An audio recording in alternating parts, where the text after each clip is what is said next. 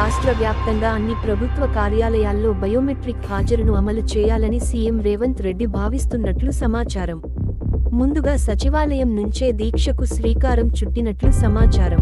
సచివాలయంలోకి వెళ్లేటప్పుడు, బయటకు వెళ్లేటప్పుడు సీఎం, మంత్రులు, సీఎస్, కార్యదర్శుల నుంచి కింది స్థాయి అటెండర్ల నుంచి పంచ్ తీయడం తప్పనిసరి చేయాలనే ఆలోచనలో ఉన్నారని ప్రభుత్వ వర్గాల్లో ప్రచారం జరుగుతోంది. ఉద్యోగుల్లో క్రమశిక్షణ, జవాబుదారీతనం పెంచేందుకు బయోమెట్రిక్ హాజరును తప్పనిసరి చేయాలని సీఎం యోచిస్తున్నట్లు విశ్వసనీయ సమాచారం. ప్రభుత్వ ఉద్యోగులపై వచ్చిన విమర్శలను సీఎం సీరియస్గా తీసుకున్న సంగతి తెలిసిందే. దీంతో ముందుగా సచివాలయంలో బయోమెట్రిక్ హాజరు అమలు చేయాలని సీఎస్ శాంతికుమారికి సీఎం రేవంత్ రెడ్డి ఆదేశాలు ఇచ్చే అవకాశం ఉన్నట్లు తెలిసింది. ప్రతి ఒక్కరికీ బయోమెట్రిక్ హాజరు తప్పనిసరి చేయాలని యోచిస్తున్నామన్నారు.